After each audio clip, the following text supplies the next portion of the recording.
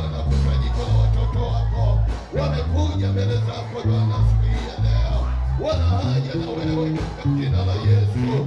Mungu wetu, uweza na mamlaka yako Bwana, nikatembea mahali hapa Bwana, ukaonekane sawasawa na neno lako, maana pasipo wewe Mfalme wa wafalme hakuna jambo linalowezekana Jehova.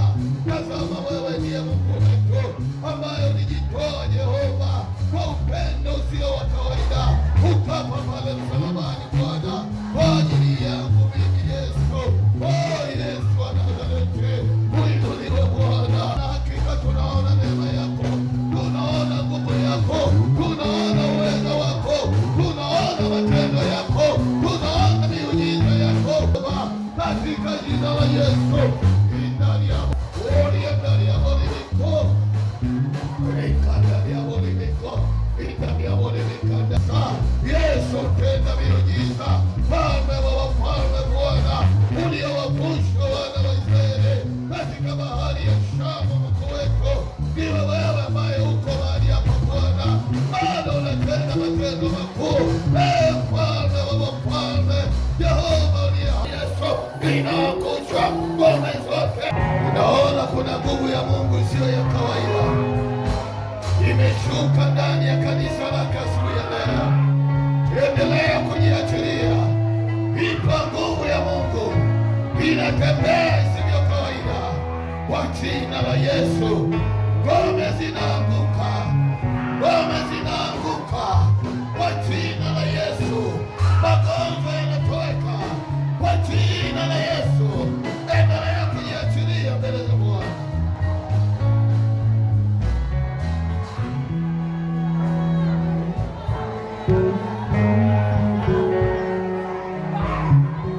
Jabari letu, wewe ndiye mwamba wetu, wewe ndiye jibu letu Yesu. Hatuna Mungu mwingine zaidi ya wewe. Tunakuja mbele zako Mfalme wa wafalme katika jina la Yesu Kristo. Asubuhi ya leo ninapenda nitoe nafasi ifuatayo. Wale watu ambao wanahitaji maombi, inawezekana uko hapa asubuhi ya leo lakini umejaa na mashaka, umejaa na oga, hata uelewi oga unatoka wapi, mashaka yanatoka wapi. Wapo watu ambao unaota ndoto ambazo uzielewi, ni ndoto za ajabu ajabu, zinakukosesha amani. Waweza kupita hapa mbele, tuweze kulitia hili jina la Yesu, maana Yesu yuko mahali hapa. Yesu mtuliza dhoruba yuko hapa. Yesu Mgalilaya yuko mahali hapa. Napenda nitoe mwaliko huo, kama upo njoo hapa mbele tuweze kuomba na wewe, maana ninaiona nguvu ya Mungu inatembea mahali hapa isivyo kawaida. Wanapenzi, tunaweza tukaendelea kuwasaidia na kuwapisha ndugu zetu. Njoo hapa mbele tuweze kuomba na wewe, ipo nguvu inatembea. Tafadhali wazee, tuwainue hawa watu mbele za Mungu. Yesu anapotuokoa, ametuokoa tuwe na amani, ametuokoa tuwe na furaha. Ile uoga inasababishwa na adui, ile ndoto za ajabu zinasababishwa na adui. Ipo neema, ipo neema. Omba, amini tu, amini tu. Haya mashambulizi yanaenda kuondoka, amini tu. Ninaona nguvu, ninaona nguvu, ninaona nguvu. Nguvu ya Mungu isiyo ya kawaida inatembea sasa, inatembea sasa, inatembea sasa. Pokea, pokea, pokea, pokea hiyo neema, pokea hiyo neema, pokea hiyo neema, pokea hiyo neema, pokea hiyo neema. Damu ya Yesu, damu ya Yesu, damu ya Yesu, damu ya Yesu, damu ya Yesu. Rika, kwa jina la Yesu, kwa jina la Yesu, kwa jina la Yesu. Kaweka, kaweka, kaweka, kaweka, kaweka, kwa jina la Yesu. Kinywa chake ayapiga kelele, ondoka, ondoka kwa jina la Yesu, ondoka kwa jina la Yesu, ondoka kwa jina la Yesu, ondoka kwa jina la Yesu, ondoka, unaondoka. Achilia kinywa chake, achilia kinywa chake. Damu ya Yesu, damu ya Yesu, damu ya Yesu, damu ya Yesu, damu ya Yesu. Yesu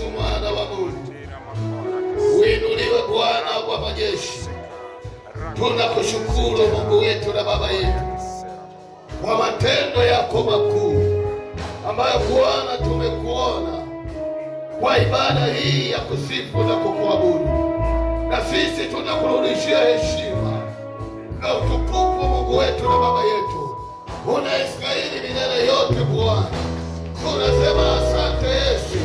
Pokea heshima na utukufu, pokea makofi na vigelegele, pokea shukrani zetu na shangwe mbele zako Mkombozi Yesu. Hakika tumeona wema wako, tumeona fadhili zako Bwana zikitenda kazi katika kushangilia. Unaweza kuketi taratibu kwenye kiti chako.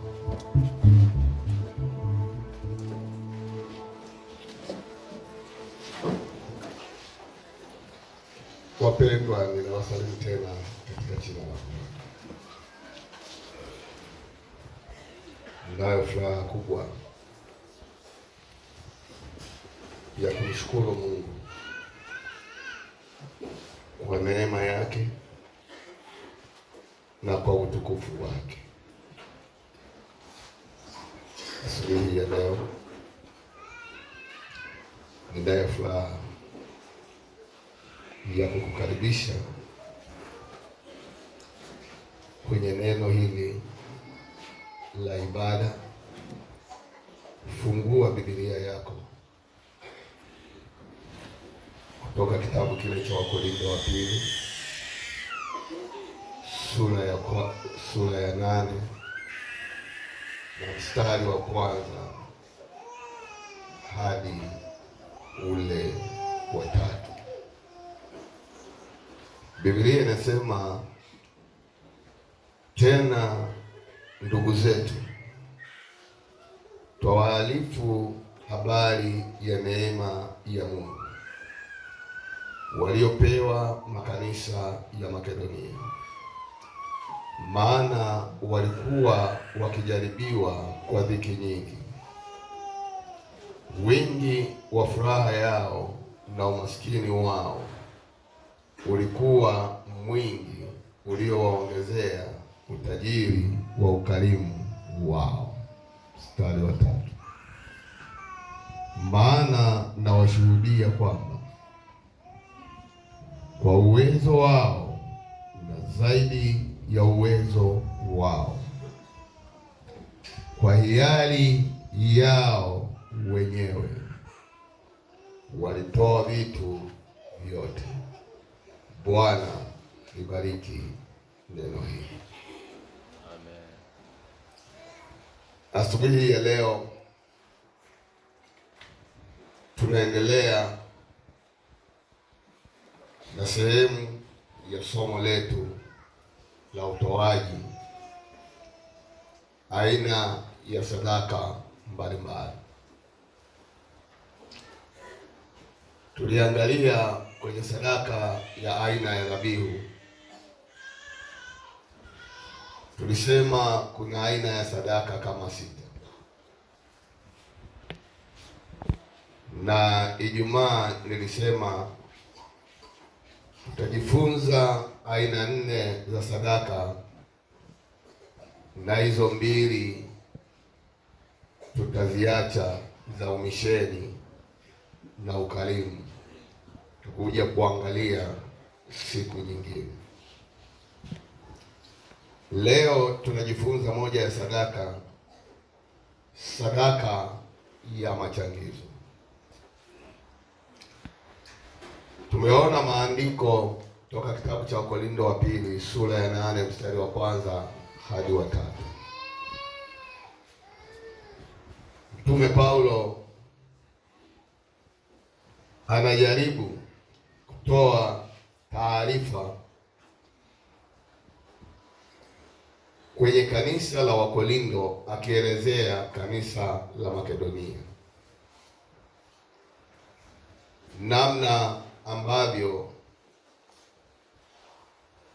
walipopita kwenye dhiki nyingi na adha nyingi, lakini walipokuwa wanasikia habari ya Mungu walijawa na furaha na kila mmoja wao akamtolea Mungu kwa moyo wa furaha na moyo wa hiari. Wale wasomaji wazuri wa jiografia, tunapozungumza swala la Wakorintho, Korintho ilikuwa kwenye mji mashuhuri. Mji mashuhuri maana yake ni mji ambao ulikuwa kando kando mwa bahari ama bandari, kama vile tunavyoona leo Dar es Salaam ama Tanga kule ama hapo Bagamoyo. Unapoenda kwenye miji ambayo iko kando kando mwa bandari, watu wake huwa wanakuwa na shughuli za hapa na pale, na hawa Makedonia uchumi wao pia ulikuwa ni mdogo kulingana na mazingira waliokuwapo. Sasa Paulo anajaribu kuwaelezea kanisa la Korintho, ni kama vile anasema, jamani, ndugu zangu, tazameni hao wenzetu wa Makedonia.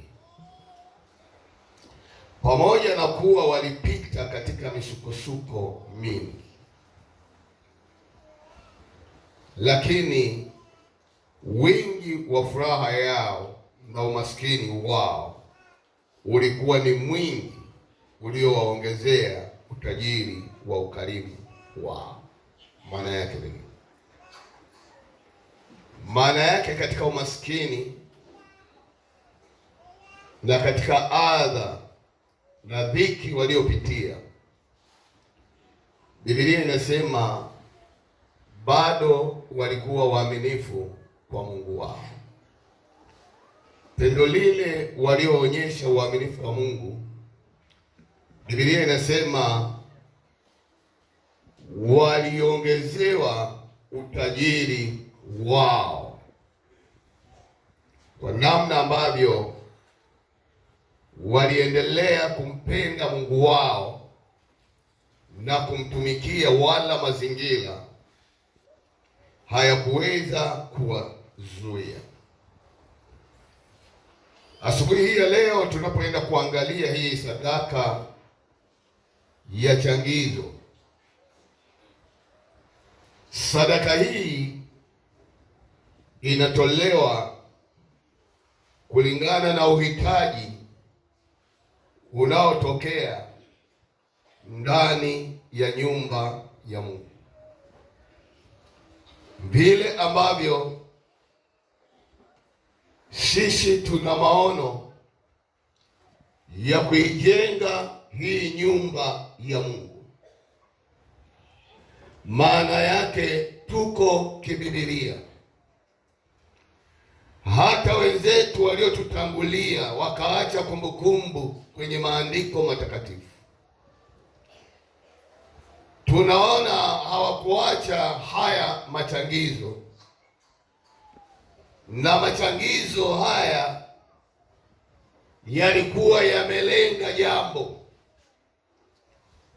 Ni kama vile sisi tunapokuwa na machangizo hapa, yanakuwa yamelenga jambo, na jambo lenyewe hasa ni kuupanua huu ufalme wa Mungu wetu aliye hai.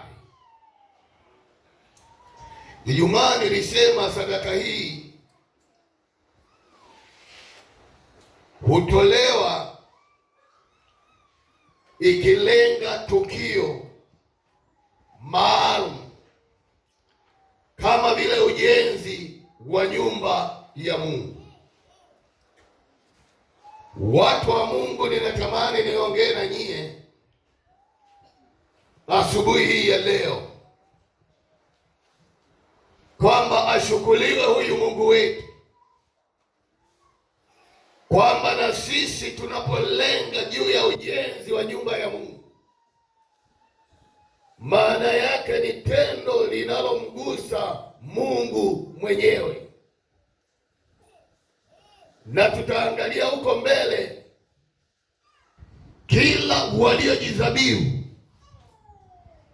kwa ajili ya ujenzi wa nyumba ya Mungu, Biblia inasema hawakubaki hivyo hivyo. Ndivyo na imani yangu ilivyo hata asubuhi ya leo. Yoyote yule atakaye jidhabihu mbele za Mungu kwa gharama ya aina yoyote, kulingana na utajiri Mungu aliowachilia juu yako,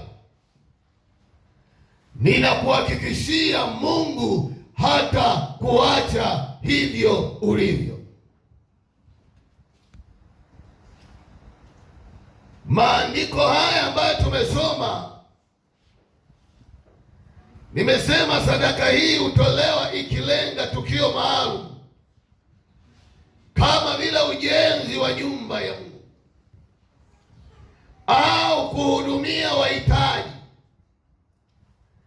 kama vile wajane, yatima, maskini, kununua fenicha za kanisa na kadhalika. Haya ndiyo tunayoyaona hata kwa Wakristo wenzetu ambao walikuwa wametangulia, waliweza kumtumikia Mungu kwa namna hiyo, na Mungu akaonekana katikati ya maisha yao. Ukisoma katika kitabu cha Wakorintho wa kwanza sura ya 16 na ule mstari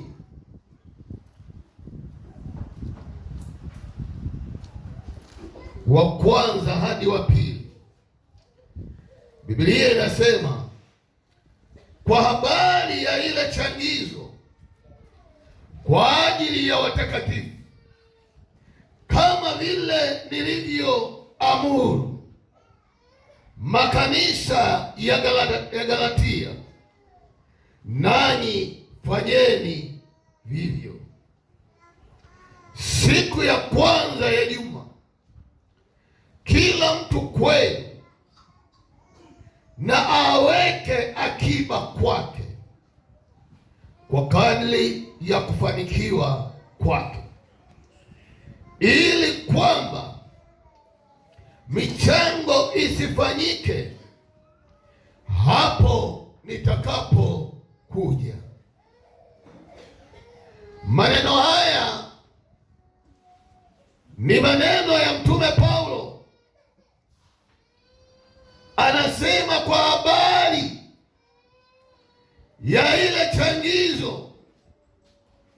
Changizo ililenga nini? Anasema kwa ajili ya watakatifu, kama vile nilivyoamuru. Anawapa mfano kama nilivyoamuru kule makanisa ya Galatia wanavyofanya hivyo, na niye kanisa la Wakorintho mnapaswa mfanye hivyo machangizo yenu. Sikiliza kwa makini. Anasema ninaomba machangizo kwa ajili ya watakatifu yasifanyike pale ninapokuja,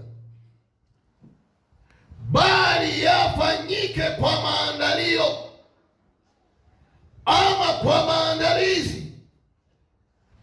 Paulo anawapa utaratibu, anasema kama kuna changizo lisemwe mapema, ili kila mwanzo wa juma kila aliyesikia aweze kuandaa sadaka yake kwenye juma hilo lote. Maana yake sadaka ianze kuandaliwa kutoka siku ile ya kwanza ya juma. Wakati nilipokuwa nasoma mahali hapa, Nikasema ashukuriwe Mungu wetu aliye hai. Hata sisi kama kanisa la leo, sehemu kubwa tuna mfumo wa kwenye neno la Mungu wetu aliye hai. Kama kuna jambo lililopo mbele yetu ambalo sio la dharura, huwa tunawatangazia mapema kwamba jamani, siku fulani tutakuwa na 1 na 2 na 3. Maana ya lile tangazo ili tuweze kukuandaa vizuri. Jamani, jina la Bwana libarikiwe. Amen. Na kwa kweli kuna tangazo tulisahau leo, hatukutangaza wazee. Sadaka ya lambilambi ya mwangalizi Peter Lyakulwa. Naomba sasa hiyo ipokee. Ndio nakumbuka hapa madhabahu. Amemaliza kazi, ametangulia mbinguni. Jamani, jina la Bwana libarikiwe. Amen. Kwenye kitabu hiki cha Wakorintho wa pili, Wakorintho wa kwanza, anasema wakati ule kulikuwa na shida ya njaa Yerusalemu. Paulo anatuma wajumbe, yaani watu kadhaa au watu baadhi ya makanisa yafanye changizo kusaidia, na moja ya makanisa lilikuwemo kanisa la Makedonia. Wakati nilipokuwa natafakari juu ya utaratibu ambao Paulo aliutumia, nikasema ashukuriwe huyu Mungu wetu. Maana hata sisi mara nyingi tunapokuwa na jambo lolote kwa ajili ya Mungu wetu aliye hai kwa machangizo, wakati mwingine huwa tunatuma wajumbe. Wale wajumbe ndio wanaosimamia hilo changizo ama hayo machangizo, ili tuweze kufikia lile kusudi ambalo tulikuwa tumekulikusudia kama kanisa la Mungu. Taarifa inarudi kwa Paulo. Paulo anarudisha shukurani, lakini yale machangizo si kwamba Paulo ndiye aliyeyasimamia. Kumbe kulikuwa na watendaji wake wa kazi ambao walikuwa wanamwakilisha, wanasimama badala yake yeye. Wapendwa, nataka niwatie moyo hata hapa kanisani, tunapoweka wajumbe mbalimbali waweze kusimamia hayo. Wanasimamia kwa maslahi ya Mungu wetu aliye hai, wanasimamia kwa kusaidia mchungaji ili aweze kuendelea na yale yaliyopo mbele yao. Jamani, jina la Bwana libarikiwe. Jina la Bwana libarikiwe. Jina la Bwana na libarikiwe. Jina la Bwana na libarikiwe. Jina la Bwana na libarikiwe.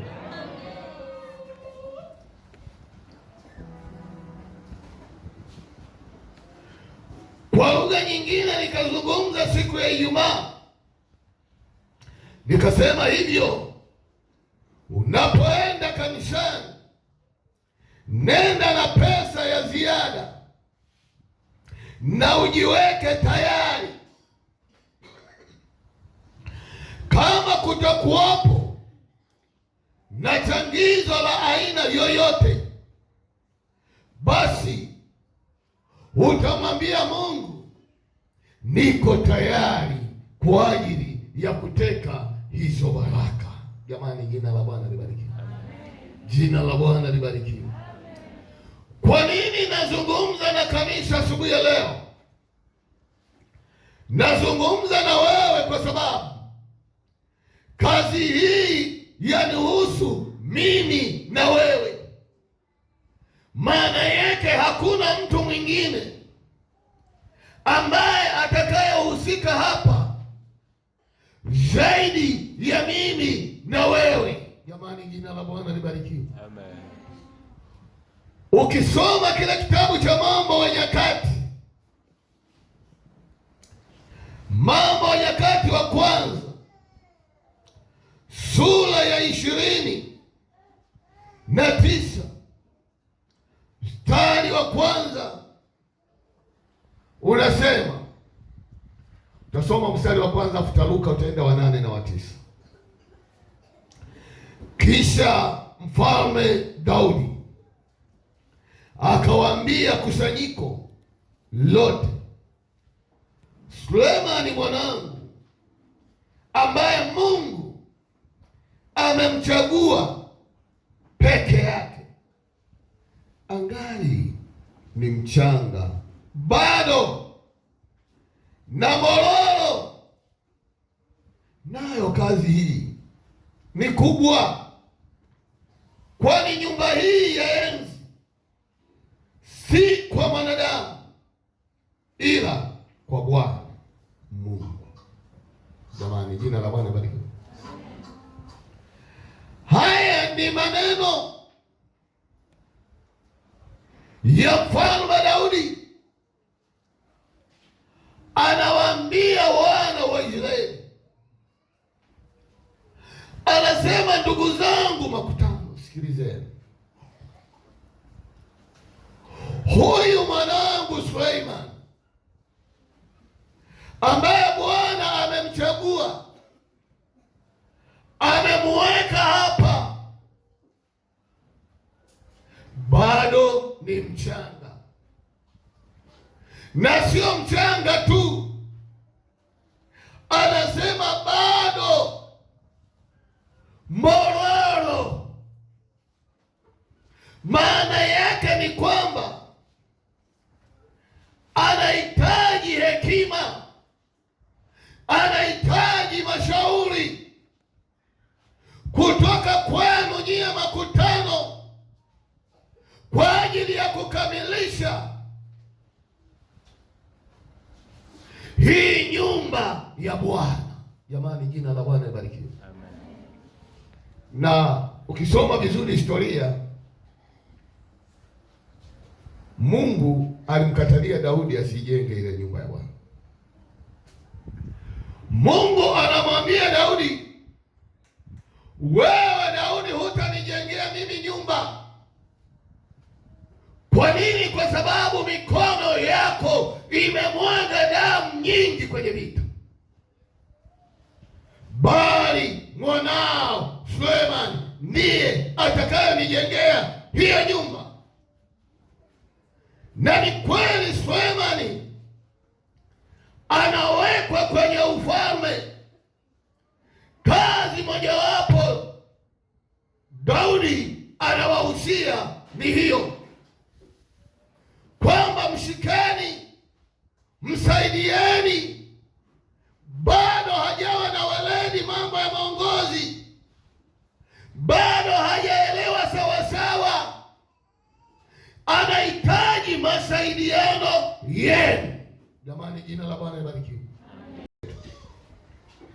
Kuna wakati tunawateua watu mbalimbali, tunawapa majukumu mbalimbali, si kwamba wao wanauelewa ama wana weledi ama wana uzoefu kuliko nyie ambao hamjateuliwa.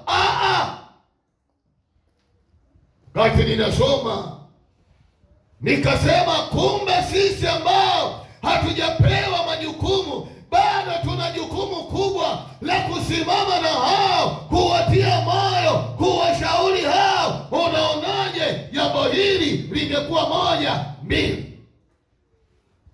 Huo ni moyo wa kiutumishi, huo ni moyo wa Kikristo. Nataka niongee na kanisa la Mungu tunapohitimisha hili somo. Kuna wakati imekuwa ni shida tunapoweka machangizo, wengi wetu hatufikii mwishoni. Wengine wana sababu nzuri, wengine hawana sababu yoyote. Nataka niwatie moyo, hii ni kazi ya Mungu. Amina, amina, amina. Unajua, kila ninapomuuliza Mama Priska kuna changizo ile ya chakula cha chuo Bisezi, huwezi kuamini hadi leo watu hawajamaliza. Kuna laki na wakati mimi nilifafanua vizuri, nikasema mjumbe anakuja, ahidi kile ambacho una uwezo nacho. Jamani, jina la Bwana libarikiwe. Amen. Na ni kweli mkaahidi. Leo hii viongozi wangu wa juu, kila kunapokucha message zinakuja, maana ile figa ya ahadi yenu, yule mgeni aliondoka, imepelekwa hadi iko jimboni kwenye idara ya elimu. Kanisa la TAG Msangani mliahidi jumla ya 310,000, mmetoa 180,000. Katika 310,000 ukitoa 180,000 inabaki ngapi? Halo,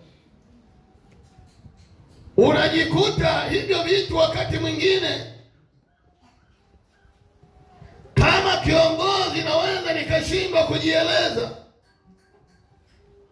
mara kadhaa. Sio hii tu nimetolea juzi, mara nyingine wanamwambia mtunza fedha, hilo mimi sikuelewi. Kama watu waliahidi wenyewe, kwa nini wewe uongee nao? Nimeongea nao baba, wameniambia wiki ijayo. Nataka nikukumbushe mpendwa, tunapofanya changizo lolote, hatuchangi kwa ajili ya faida ya mtu fulani, tunachanga kwa ajili ya kazi ya Mungu wetu aliye hai.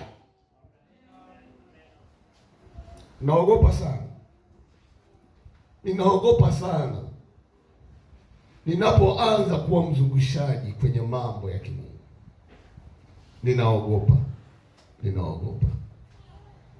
Ninaogopa sana. Mstari ule wa 8 na wa 9, Biblia inasema, na wale walioonekana kwenye changizo hapo, na wale walioonekana kuwa na vitu vya thamani wakavitoa, vitiwe katika hazina ya nyumba ya Bwana, chini ya mkono wa Yehieli Mgershoni. Ndipo hao watu wakafurahi kwa sababu wametoa kwa hiari yao wenyewe,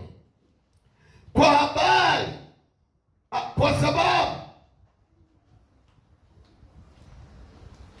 kwa ukamilifu wa moyo, kwa hiari yao wenyewe wamemtolea Bwana. Mfalme Daudi naye akafurahi kwa furaha kubwa.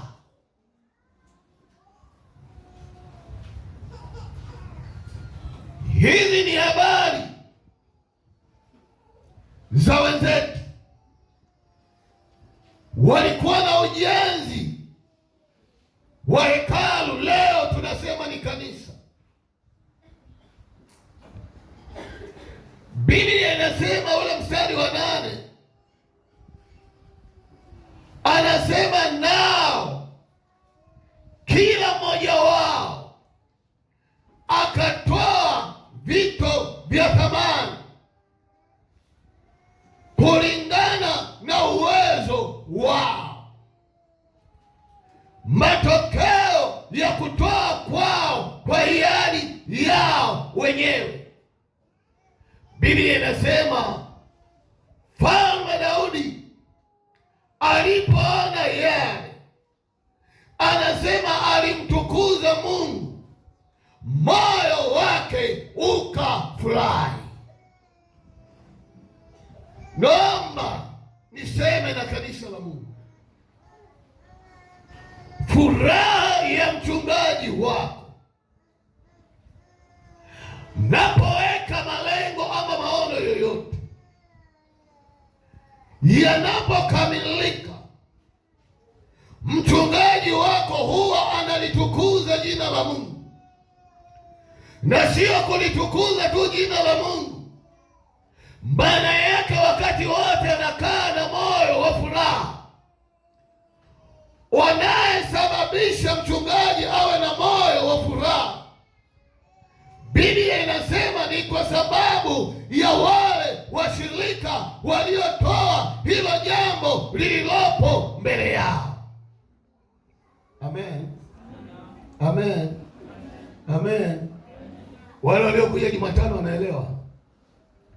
Mchungaji wako anapofurahi juu yako, maana yake ni ishara ya kukubariki,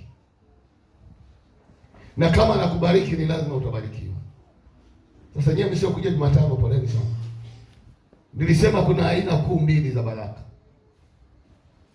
Baraka ya kwanza ni kwa wazazi wako wa kimwili, baba na mama. Lazima uwatendee mema, uwakumbuke huko waliko.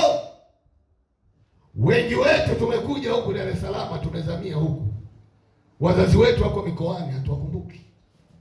Nikasema utazikosa hizo baraka za mwilini. Sina maana utaingia mbinguni. Tunataka namna ya kubarikiwa kwako. Tukasema wengi wamewasahau wazazi wao. Mzazi unapombariki na akakunenea yaliyo mema, tukasema kuna baraka zake, na Biblia inasema mheshimu baba yako na mama yako ili siku zako ziongezeke ama ziwe nyingi. Mlango wa pili wa baraka tukasema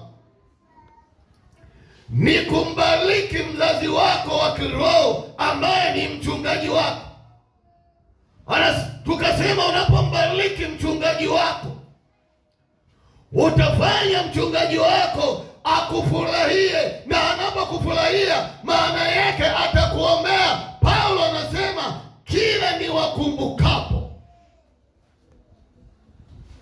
katika maombi yangu na sala zangu na dua yangu, kwa sababu ya namna ambavyo mlivyotoa kwa ajili ya kupeleka Injili. Nikasema Jumatano, mchungaji wako anakukumbuka kwa lipi? Kuna watu mmejikanisha hapo, umekosa baraka ambazo zipo tu za kawaida. Na nikwambie, kama utashindwa kumbariki mzazi wako ambaye unamuona, kama utashindwa kumbariki mchungaji wako unayemuona, kumtolea Mungu inaweza ikawa ni pamanati sana. Halo? Halo? Halo? Daudi anasema hawa watu wakamtolea Mungu. Nisikilize. Wanamtolea vitu vya thamani kulingana na uwezo wa kila mtu. Asubuhi hii ya leo ndani ya kanisa la Mungu tupo mahali hapa, kila mtu ana uwezo wa aina yake, wala hatutakaa tufanane. Na Mungu anataka umtumikie Mungu kulingana na uwezo wako. Amina watakatifu. Amina watakatifu.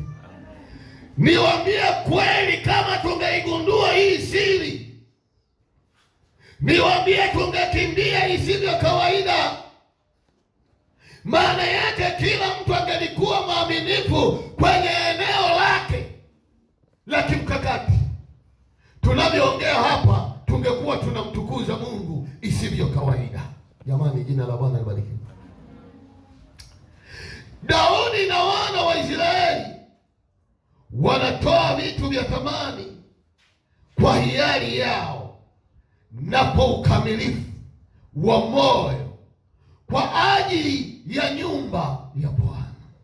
Sikiliza neno ninalolipenda hapa, linasema wakamtolea Bwana kwa moyo wa hiari, kwa moyo wa ukamilifu. ukamilifu. Ukamilifu, ukamilifu. Unapotaka kufanya jambo lolote kwa Mungu ili uzipate zile baraka zako sawasawa, fanya kwa moyo wa ukamilifu katika jina la Yesu. Hebu tusome Kutoka 35 mstari wa kwanza. Aliyepata asome hapo Kutoka. Mstari wa kwanza, tutaenda kusoma mstari wa 4 hadi 22. Soma kwanza huo mstari wa kwanza, fuweka kitu. Biblia inasema Musa akawakutanisha mkutano wote pamoja na wana wa Israeli. Endelea.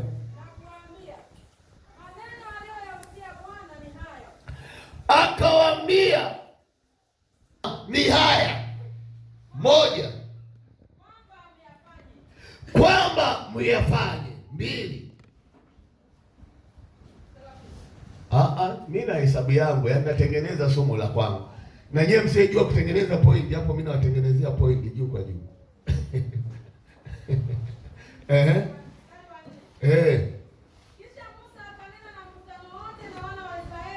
Ngoja bwana. Matokeo ya mstari wa kwanza, ili watu wapate ujumbe ulio sahihi, wanapaswa wawe mahali pamoja. Kwa nini wawe mahali pamoja? Maana yake wasikie kwa pamoja, maana yake wajadili kwa pamoja, maana yake wakisha jadili wawe na jambo moja watakalosimama kulitenda. Na hii wakati mwingine tumekuwa tukishindwa ndani ya kanisa, hasa upande wa idara. Anaweza wale watu 4 hawajakaa pamoja wakubaliana, na kwa sababu hawajakubaliana, mmoja anaweza akachomoka kalipeleka jambo kwa watu, na hao watu anaowapelekea anataka walifanye bila kujadili kwa pamoja. Wanapolijadili kwa pamoja, mpendwa, kuna raha yake. Maana yake wanaweza wakalipanua hilo jambo. Wewe uliona hivi, wenzako wakapanua hiyo mada ikawa kubwa kwa ajili ya utukufu wa Mungu wetu aliye hai. Amina, amina, amina, amina, amina, amina. Na hii ndilo tatizo ambalo mara nyingi hatupati matokeo haya mazuri hata kwenye idara. Hatukusanyi yale makusanyo tuwe pamoja. Naomba basi nifuate, hata kuniiga mimi mchungaji sio dhambi. Paulo anasema nifuateni mimi kama ninavyomfuata Kristo. Hebu fikiria hata ujenzi wa kanisa. Mara nyingi ninatamani tuamue kwa pamoja. Ninauza maono kwenu. Kama sasa hivi nimeanza kuandaa kwamba ngoja uishe huu mwezi wa 4, mwezi wa 5 tutakaa tuone tufanye nini. Maana kama ndugu zetu Mungu angewatokelezea, maana yake mwezi wa 5 tungelijadili swala la ununuzi wa mabati. Hata kama hatuelewi, sisi tungeendelea kujiandaa. Jamani, jina la Bwana libarikiwe. Jina la Bwana libarikiwe. Tunauza hizo sera. Na nyie mnasemaje? Wengine wanaweza kusema ndio, wengine wanasema bwana tusubiri kidogo, wengine jamani tuwape muda, wengine wanaweza kusema mchungaji tuwaulize wenyewe. Kuna mwingine amekwama kabisa. Halafu tunafikia hatima. Ndicho ambacho Daudi anakifanya kwa wana wa Israeli. Endelea mstari wake. Matokeo ya mazungumzo lile kundi. Matokeo tunakuja kuyapata mstari wa 4. Tuendelee. Kisha Musa akaenda na mkutano wote wa Israeli akawaambia, neno hili ndilo aliloliamuru Bwana akisema, katwaeni katieni matoleo kwa Bwana. Mtu awaye yote aliye na moyo wa kupenda hapo hapo Musa anawaeleza mambo haya ambayo Mungu anayetaka kutoka kwetu, kwamba kila mmoja wenu akalete matoleo hayo ambayo moyo wako wakupa kupenda. Na kwa sababu moyo wako unakupa kupenda, anasema kila mmoja atatoa kwa hiari. Amen. Amen. Amen. Amen. Amen. Endelea. Vitu ambavyo watatoa kwa hiari yao, kwa moyo wao wa kupenda. Anaanza kuorodhesha. Jambo la kwanza, jambo la pili, fedha. La tatu, shaba. Yameisha. Aya, na nyuzi za rangi za samawi. Sasa samawi ya leo, ukitaka utafuta hiyo rangi huwezi kuipata. Zamani walikuwa wanavaa wafalme ama matajiri waliopindukia. Mtu kama mimi siwezi kuvaa hiyo nguo. Na za rangi ya zambarau. Pia mavazi ya zambarau yalikuwa yanavaliwa na wafalme au watu wenye uwezo. Zambarau ya sasa hivi sio zambarau ile inayozungumzwa kwenye Biblia. Na za rangi nyekundu. Na kitani nzuri. Singa za mbuzi. Singa za mbuzi mnazijua? Patamu hapo. Tutawauliza Waarusha. Umemaliza? Na ngozi za waume zilizotiwa rangi nyekundu. Na ngozi za pomboo, hizo muulize Mogasa. Na mbao mbao tumuulize nani? Baba Rosi. Na mafuta kwa hiyo na viungo. Maana yake vinavyoongelewa hivyo vyote ni matoleo wanayotakiwa wayalete ili wakamilishe nyumba ya Bwana. Na kwa uvumba mzuri. Shaom, rudia tena usiongeke. Shohamu, simana sio shaom. Haya, shohamu hiyo tukifika mbinguni tutajua zaidi, sina muda wa kufafanua. Hivyo vyote vinavyoongelewa ni sadaka, makusanyo yaletwe. Umesahau?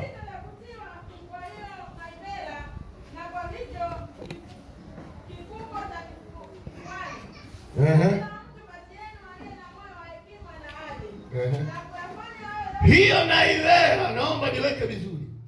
Naivera ilikuwa inatumika wapi? Hekaluni. Mtu anapoongoza ibada anavaa ile naivera. Sio, umenielewa? Na hicho kifuko kilikuwa kinavaliwa hapa. Yule baba wa kwanza mwenye kola kaingia. Mchungaji wangu naye anataka kuingia. Wakasema hapana, tumemchukua mchungaji peke yake. Na mimi mchungaji. Alikosa lift kweli. Kwa hiyo vile na mahali pake, unasafiri au unafika mahali. Umenielewa? Halo. Ndio maana hata yule missionary David ambaye amefariki yule mzuri, alikuwa akija na gari kutoka Mombasa huko. Anavaa msalaba ule mkubwa wa Katoliki na Biblia hapa.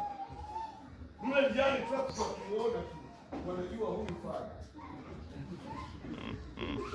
Anapita. Sio, umenielewa? Ila sasa hivi nao wametumia vibaya. Maana hiyo wanasema mafadha, kumbe wanasafirisha magari. Ndio ilichosababisha. Halo. Mama, umemaliza sadaka au hujamaliza? Yaani nyie sikilizeni, hadi humu ndani utakuta kila mtu anachakutoa. Ila ulikuwa hujajitambua.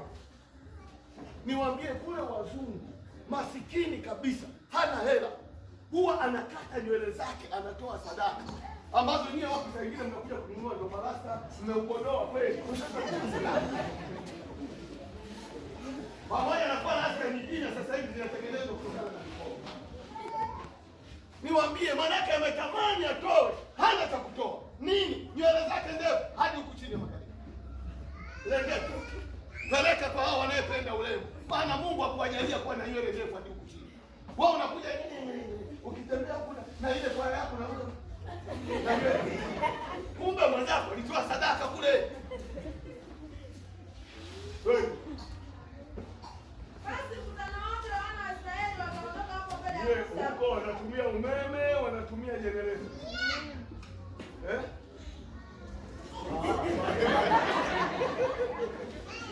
Yaani wewe leo unafukuza kazi.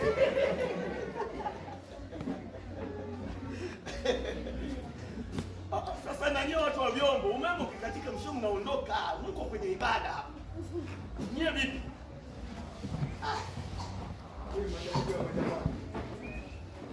Mama endelea kusoma roho wa Mungu anakujibu. Wataja kila mtu ambaye moyo wake ulimuhimisha na kila mtu ambaye roho yake ilimfanya kuwa apenda. Tulia kwanza hapo. Hapo tunafika karibu mwisho wa fundisho la sadaka. Anamalizia anasema kwa kila mtu wampa moyo kupenda alitoa. Kuna mwangu fulani.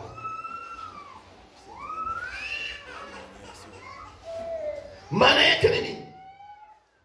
Anajaribu kuorodhesha zile sadaka ambalo sadaka hizo zinatokana na vitu vya thamani. Kuna shaba, kuna dhahabu, kuna fedha, sijui ya mipombo, sijui ngozi za nini. Zile aina za matoleo zilizokuwa zinatamkwa mahali pale zilikuwa zinatajwa ambazo ziko mikononi ama ziko kwenye mazingira ya wana wa Israeli. Hakuna sadaka aliyowatajia ambayo wana wa Israeli hawanacho hicho kitu.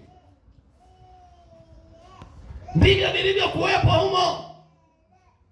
Kuna aliyekuwa na uwezo wa kuwa na dhahabu, kuna ambaye alikuwa hana uwezo wa dhahabu lakini ana fedha. Kuna mtu ambaye alikuwa hana fedha lakini pia ana ngozi za pomboo. Kuna mtu alikuwa hana ngozi za pomboo lakini ana nyuzi nzuri za kitani. Ndicho ambacho Mungu akamwandaa huyu Musa, anamwambia uambie kulingana na kila mmoja namna alivyobarikiwa. Leo hii tunapojenga nyumba ya Mungu, jikague kulingana na uwezo. Sisi huku hatuna shaba, sisi huku hatuna nini, dhahabu, maana sio wachimbaji. Sio, umenielewa? Sisi huku utajiri wetu inawezekana tukisema korosho, sisi sio wakulima wa korosho. Sisi huku vitu ambavyo tulivyo navyo uwezo, aidha unafuga mbuzi, aidha unafuga kuku, aidha unafuga ng'ombe, aidha unafanya biashara, aidha unafanya kazi, aidha umenunua viwanja. Maana yake ni vitu ambavyo viko kwenye uwezo wetu. Unaweza ukasema ninanunua kiwanja kwa ajili ya nyumba ya Mungu. Kama sio kwa ajili ya Mungu, ninatoa hiki kiwanja kwa ajili ya ujenzi wa nyumba ya Bwana. Maana ni vitu ambavyo viko chini ya uwezo wetu. Mungu hawezi kukudai kitu ambacho hauna. Nilishafundisha huko nyuma. Mungu anakutaka utoe kitu ambacho unacho wewe, ni cha kwako, sio cha kwenda kuomba. Haya mama, lalama hapo sasa.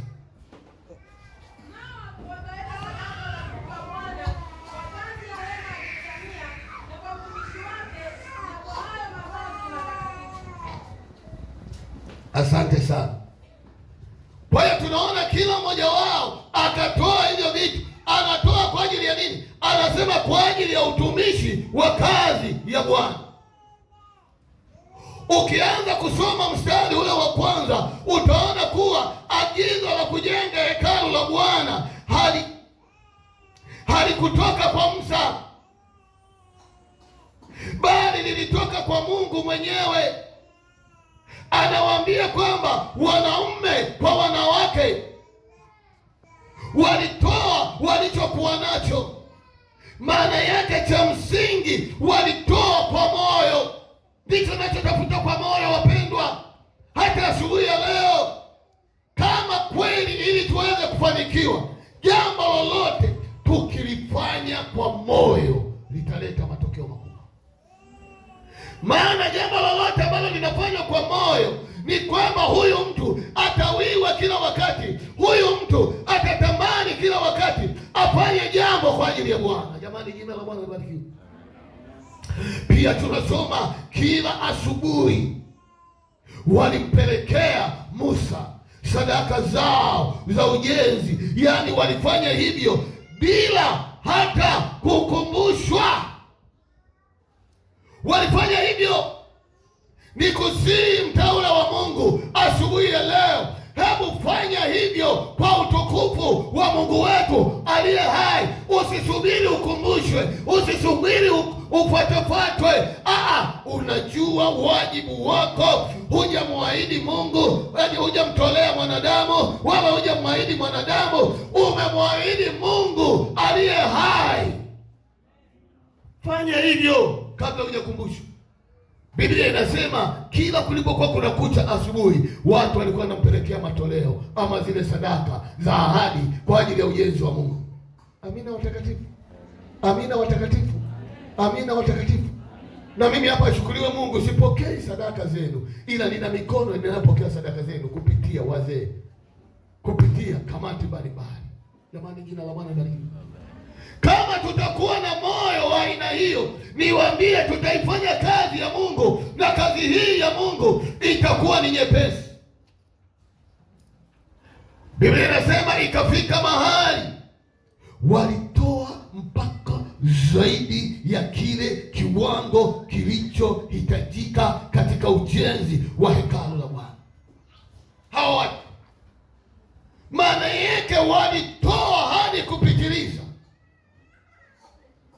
hadi vile vitu vilivyokuwa vinahitajika vikazidi.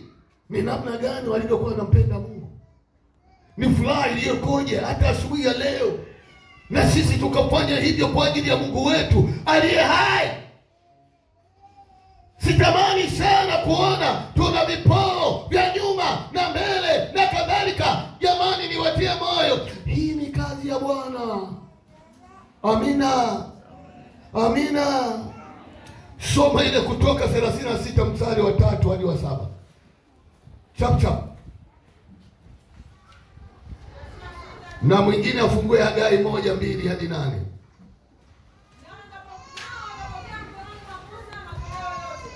Anasema nao wakapokea mikononi mwa Musa matoleo yote.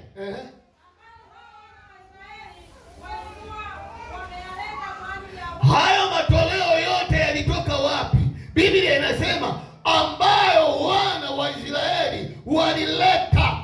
Maana yake na sisi kama kanisa tujue ni wajibu wetu wa kuleta hayo matoleo kwa ajili ya kazi ya Mungu wetu aliye hai.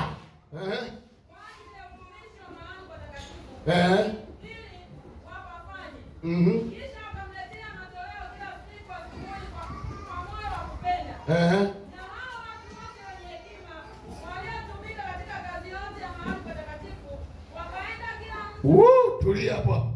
Anasema na hao wote watakatifu wenye hekima waliotumika mahali patakatifu, bila shaka waliomsaidia Musa. Nataka niseme na nyie viongozi, maanake Mungu hajawaweka kwa bahati mbaya, amewaweka kwa hekima.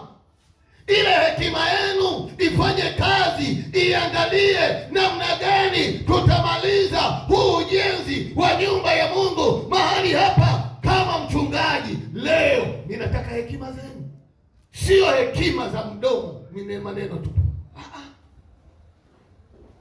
Sio, umenielewa? Njoo na maneno, lakini pia kuwe na kitu. Unajua saa ingine napata mtihani mgumu, unaeleza mambo mazuri, lakini nikiangalia mimi kwenye hazina hamna kitu. Unanipa wakati mgumu, manake nikalichakate mimi. Sio, umenielewa? Endelea. Wakaenda kila mtu kutoka katika kazi yake aliyokuwa akiifanya. Nao wakasema na Musa na kumwambia, watu waleta vitu vingi sana zaidi ya hivyo. Maana yake baada ya hapo waliondoka. Baada ya kuondoka, kila mtu alienda kuchakalika. Kwa lugha ya leo, kila mtu alienda Biblia inasema kila mtu akavileta vile vitu. Walipovileta vile vitu, ripoti inalelishwa kwa nani? Kwa Musa. Ndio hapo.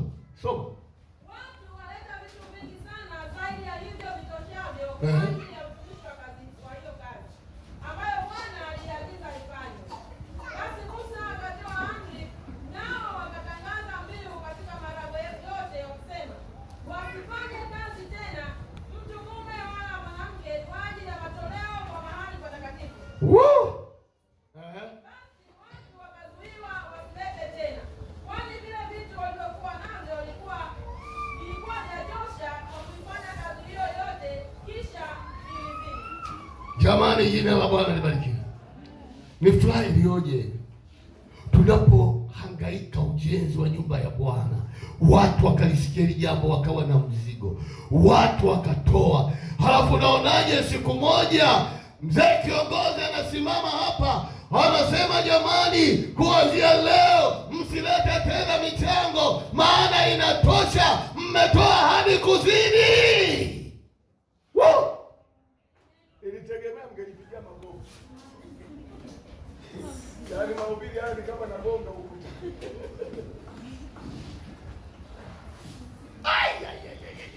Halo? Halo? Unajisikiaje? Wenzetu walikuwa ni watu kama sisi, wakalipokea hilo. Kila mtu akaenda kutafuta kitu ambacho kiko kwenye mazingira yake, namna ya kupata. Alipopata wakaleta nyumbani mwa Bwana. Niombe tuwe serious kwa ajili ya kazi ya Mungu. Dhamiria kwamba nataka tufanye hiki. Jamani, jina la Bwana libarikiwe. Biblia inasema asilimia kubwa ya watu waliokuja kanisani, ama asilimia kubwa ya watu wanaokuja kanisani huwa hawana haja na Mungu, wana haja na nafasi zao. Asilimia kubwa ya wanaokuja kanisani huwa hawana haja na Mungu, ila huwa wanakuwa na haja na nafasi zao. Tanielewa hapo mbele. Kama una haja na Mungu ungeingia kwenye vitendo. Mungu atusaidie sana. Mungu atusaidie sana. Mungu atusaidie sana. Kwa mfano, wanataka kuwa na nyumba nzuri. Unaona hiyo? Nafafanua pale tena juu. Asilimia kubwa ya watu wanaokuja kanisani huwa hawana haja na Mungu, wana haja na nafasi zao. Wana haja na nafasi zao. Kwa namna gani? Moja, wanataka kuwa na nyumba nzuri, ndio maana wanakuja kanisani. Mchungaji, niombee. Sikatai, ni vizuri na tunaombeana kweli. Hata jana nimetoka kuombea watu mahali fulani, sio, umeelewa? Naomba njoo yako kanisani, njoo kwa sababu una haja na Mungu, sio una haja na vitu vyako wewe. Hapo ni pazuri. Halo? Usije kanisani kwa sababu una haja na mambo yako. Bwana akutokelezee, Bwana akupiganie. Nina shida na ujenzi wa nyumba, ninataka nijenge nyumba nzuri, ninataka kazi nzuri, ninataka maisha mazuri, ninataka siku nzuri za usoni. Hayo yasikusukume kuja kanisani. Asilimia kubwa tunayo watu namna hiyo. Wanakuja kwa sababu kuna mambo wanayohitaji. Naomba usiwe miongoni mwa hao. Wengi wa hao hawajali kuhusu kanisa na maslahi ya Mungu.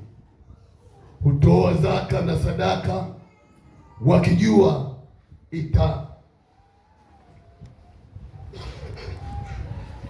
itawasaidia kwa namna moja ama kwa namna nyingine.